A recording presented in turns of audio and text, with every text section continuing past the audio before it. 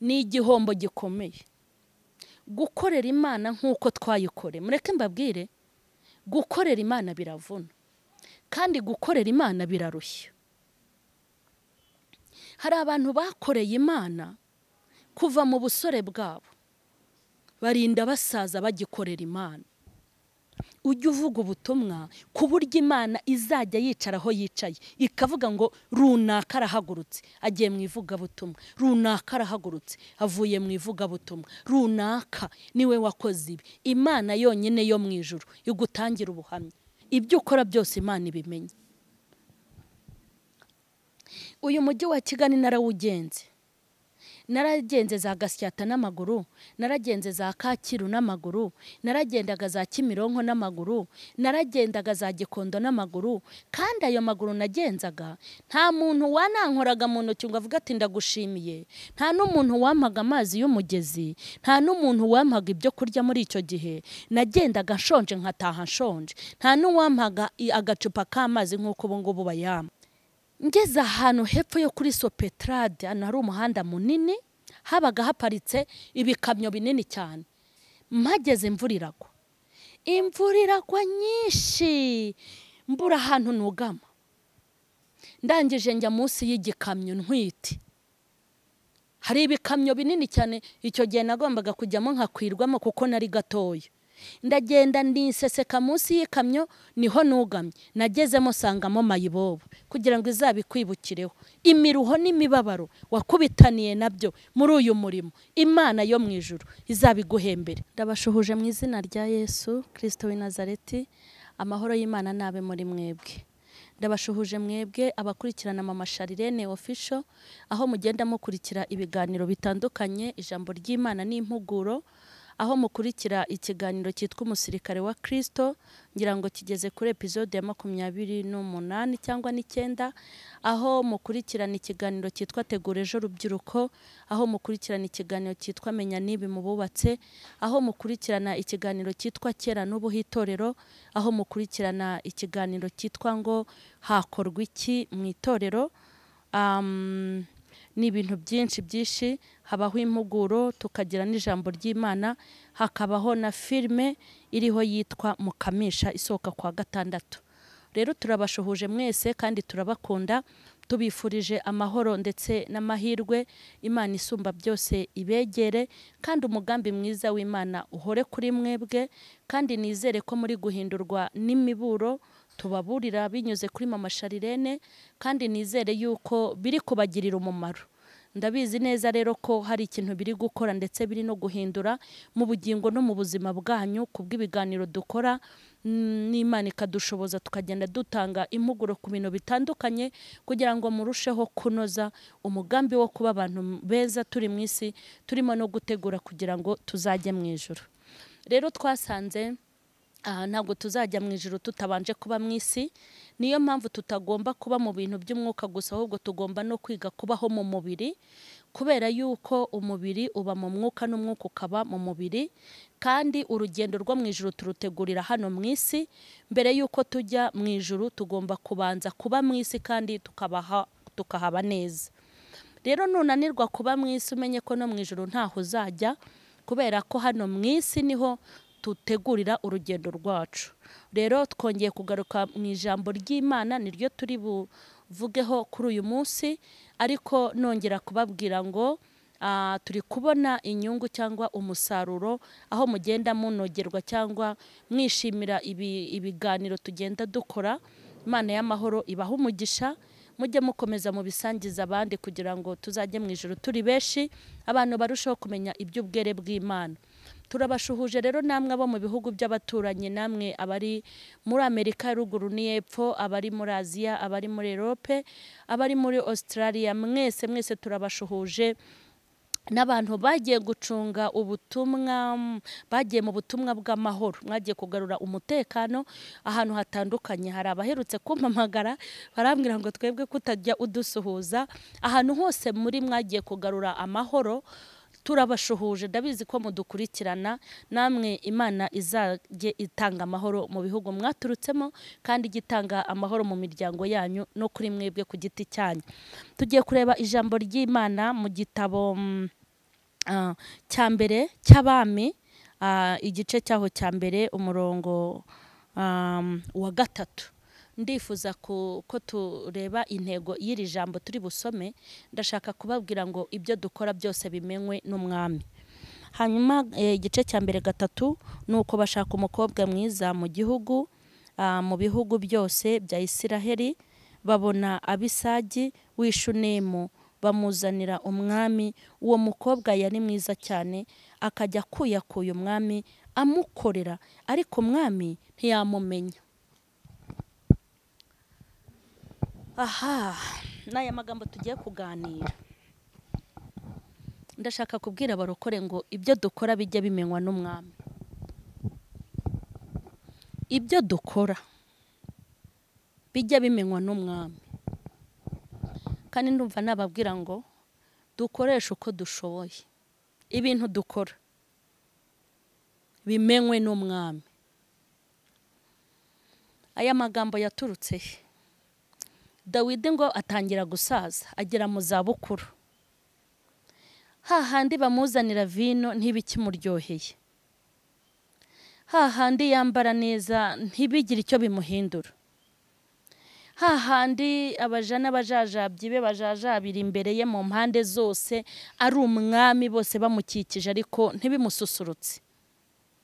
Hahandi mbese ubuzima butamuryoheraga, yari amaze kugera mu zabukuru. Hahandi nyine atahingira gusuhererwa, hanyuma abagaragu be barabibona. Hanyuma ngo baramwegera baramubwira ngo databuja, watwemerera tukagushakira umukobwa ukiri mutoya, ufite amabere ataragwa, ugifite itoto. Hanyuma rero umukobwa bamuzaniye witwa Abisagi atangira akazi ko kumususurutsa nk'uko bari bamutoranyije babona ko abishoboye. Aratangira, nawe urabyumva rwose, umuntu w'umukobwa kumubwira ngo gususurutsa umugabo cyangwa umusore ni ibintu, ni impano Imana yabahaye, ni ibintu biyiziye, bazi, mbese barabizi ukuntu babigenza, barabizi. Muri make umukobwa akora ibintu byose abikorera umwami.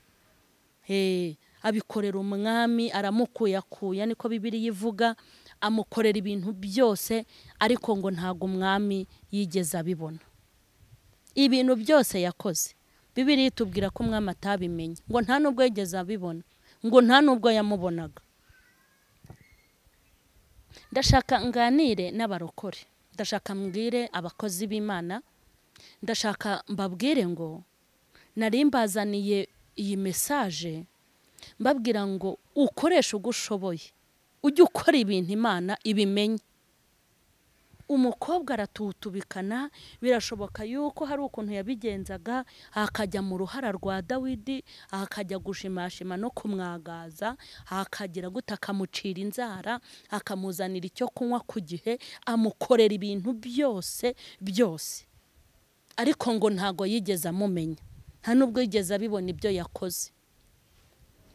Biteye agahinda, biteye n'umubabaro kuba abantu bashobora gukora ibintu bakabikora batanze imbaraga z'umwanya, bagatanga igihe cyabo, bagatanga imbaraga z'amafaranga, bagatanga ibitambo by'umubiri wabo, ariko bikarangira Imana itabibonye, itanabimenye.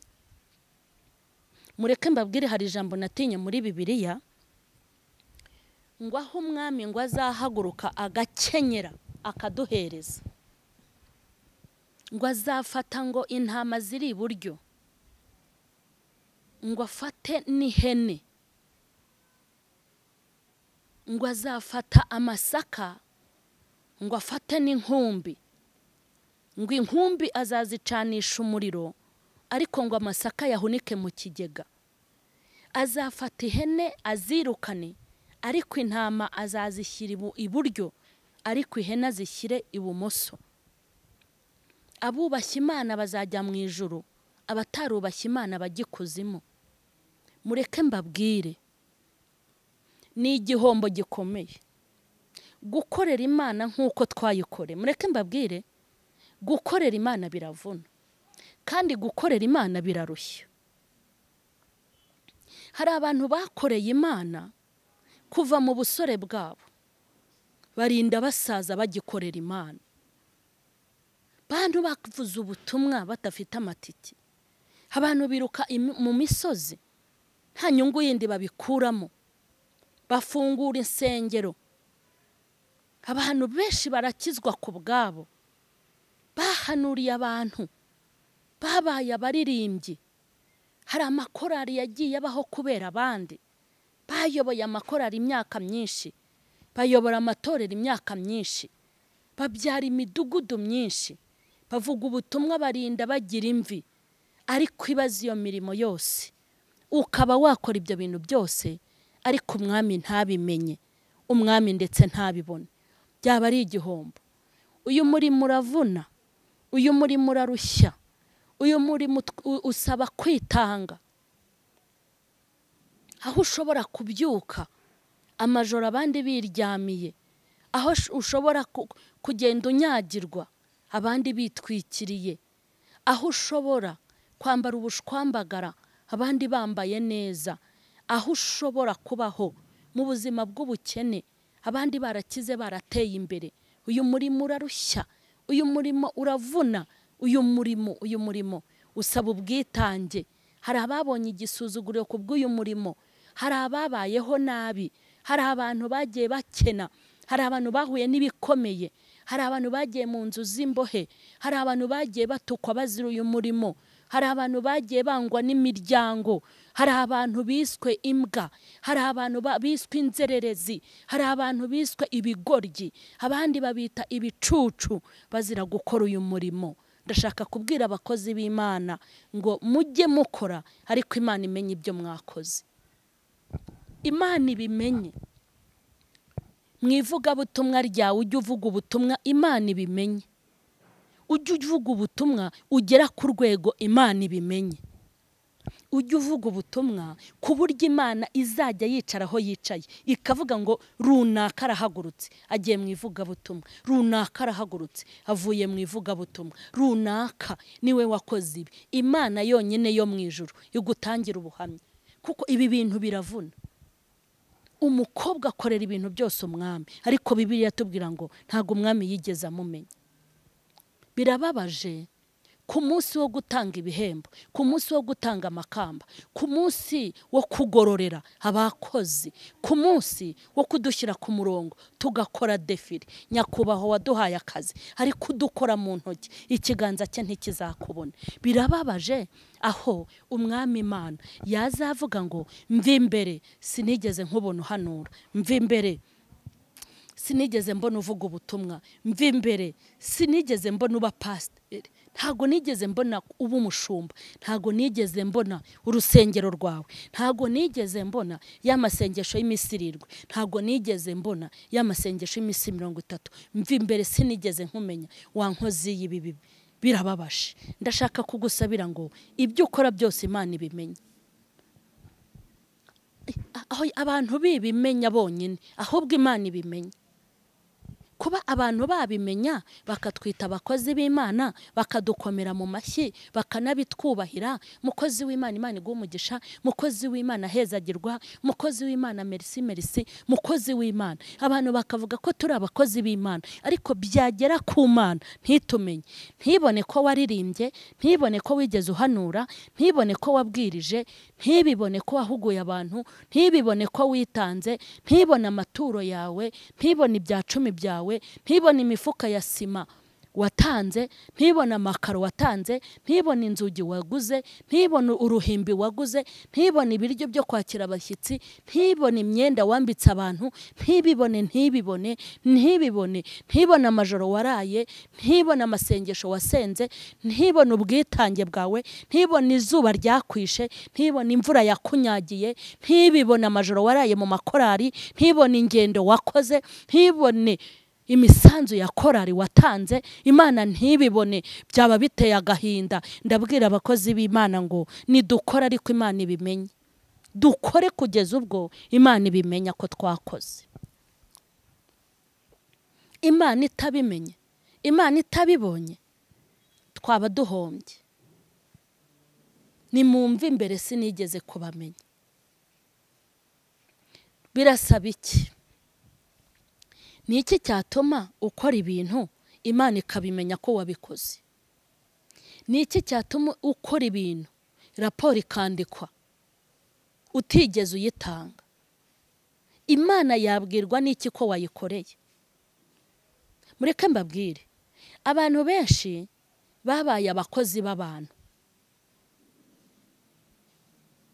abandi baba abantu bikorera ku giti cyabo. Ariko abakozi b'abantu n'abikorera ku giti cyabo n'abakorera abandi bose bitwa abakozi b'Imana. Ariko igikuru kandi cyihutirwa ni ugukora Imana ikabimenya. Imana ikabimenya ko wakoze. Mureke mbabwire, uyu murimo nawukoze kuva kera. Natangiye ivugabutumwa muri 2004. Ntangira mvuga ubutumwa nagendeshaga amaguru. Uyu mujyi wa Kigali narawugenze. Naragenze za Gasyata n'amaguru, naragenze za Kacyiru n'amaguru, naragendaga za Kimironko n'amaguru, naragendaga za Gikondo n'amaguru. Kandi ayo maguru nagenzaga nta muntu wanankoraga mu ntoki ngo avuga ati ndagushimiye. Nta n'umuntu wampaga amazi y'umugezi, nta n'umuntu wampaga ibyo kurya muri icyo gihe. Nagendaga nshonje nkataha nshonje. Nta n'uwampaga agacupa k'amazi nk'uko ubu ngubu bayama. Nahuye n'imvune nyinshi. Ndibuka navuye kubwiriza ku Kacyiru ahantu bita mu Kanserege, mvuye kwigisha abagore. Natashye mfite inzara, nari impetse, nari inkwiti. Natashye mfite inzara kuko hari niyo nari najyanye. Kandi icyo gihe nabwirije mpetse uruhinja. Mu gutaha n'amaguru natashye nyoboza kuko ntari nzi naho ndi bunyure, ariko nari nzi ko ngomba gutaha nayo kuko nubundi n'amaguru yari yanjyanye. Ndagenda ndamanuka ngeze ahantu hepfo yo kuri Sopetrade, hano hari umuhanda munini, habaga haparitse ibikamyo binini cyane. Mpageze imvura iragwa nyinshi, mbura ahantu nugama. Ndangije njya munsi y'igikamyo ntwite. Hari ibikamyo binini cyane, icyo gihe nagombaga kujyamo nkakwirwamo kuko nari gatoya. Ndagenda ndiseseka munsi y'ikamyo, niho nugamye. Nagezemo sangamo Mayibobo. Nta kibazo nari kugera kuko nanjye nari Mayibobo. Mayibobo yari yasanze yindi. Wibaze kujya munsi y'ikamyo ukugama ufite n'umwana mu nda utwite. Ndicara urumva nari nanicaye nabi, nari ifite umunaniro najyanye kwigisha, nari ifite undi munaniro natahanye. Ibaze noneho umugore utwite ushonje, nta n'amazi y'umugezi nari nabonye. Iwanjye mu rugo nabwo bwari ubukene, nta kintu nari nabonye. Ndangije rero imvura ihise mvamo, kubera kutamenya inzira intahana mu Nyakabanda. Fata inzira ndatambika, ngira ngo ni umuhanda ntambitseho w'inyamirambo, kumbi mbona mpingukiye kuri hoteli Kiyovu. Narasomye mbona handitse ngo ni hoteli Kiyovu. Ndatambika ngira ngo ni umuhanda ngeze Nyamirambo, kumbi ngeze kuri hoteli Kiyovu. Mpageze imvura irongera iragwa. Imvura iragwa nyinshi. Hari akantu kameze nk'agahuru kari karimo ururabyo ngira ngo rw'amahwa simbyibuka neza. Maze njya munsi y'ako gahuru ngo y'icyo kintu kimeze nk'ikiraba ariko cyabaye igihuru. Njya mwimbere kugira ngo nugame imvura. Inkuba irakubita mw'abantu mwe. Inkuba yarakubise umutima umvamo. Hanyuma ntangira kubwira Imana ngo ndimo ndazira iki? Icyaha nagukoreye ni ikihe cyatumye nyagirwa? Ugire kunyagiza, ugire kunyicisha inzara, ugire kunyimitike ntwite, koko wangiriye imbabazi. Imvura rero yaje guhita aho hantu. Imana ihambwirira amagambo menshi. Imbwira ukuntu izangirira neza, imbwira ukuntu izanzamura, imbwira ukuntu izampa icyubahiro, imbwira ukuntu hari ibintu nzibagirwa. Ndangije rero nza kubona inzira intahana ngera mu rugo. Narindi kubabwira ukuntu uyu murimo watuvunnye. Nindi kubabwira ukuntu uyu murimo uvuna. nawe ufite ibyo wakubitanye nabyo. Hari abantu bakijijwe batangira gukorera Imana, imiryango irabihakana. Hari abagabo bakijijwe batangiye kuba bavuga butumwa, abagore babo barabanga.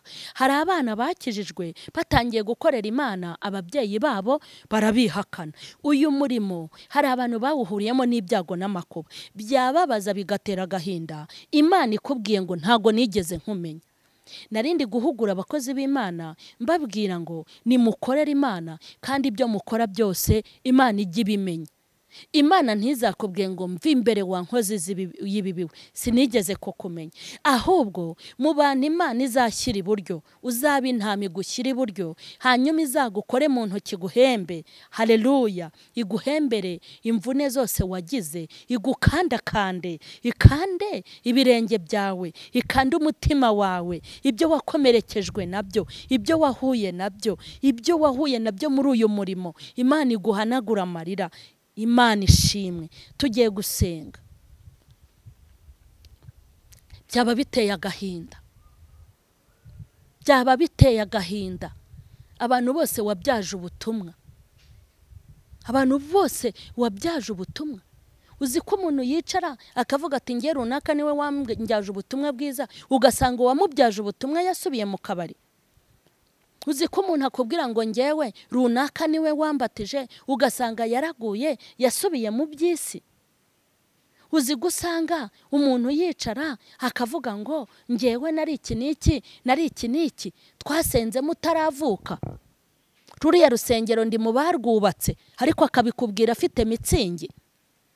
Ruriya rusengero ndi mu barwubatse, ugasanga ntakiri mu nzu y'Imana, ntagikijijwe, ntagisenga. Imana itugirire neza. Reka mbasengere, reka ngusengere. Ibyo ukora byose bimenywe n'Imana. Ibyo uvuga bimenywe n'Imana. Imbaraga utanga mu murimo bizamenywe n'Imana. Ijambo ryose ryagusohotsemo ryagiriye abantu umumaro bizamenywe n'Imana. Intambwe zose wateye Imana izibare, izikubarire, kandi bimenywe nayo kugira ngo izabikwibukireho.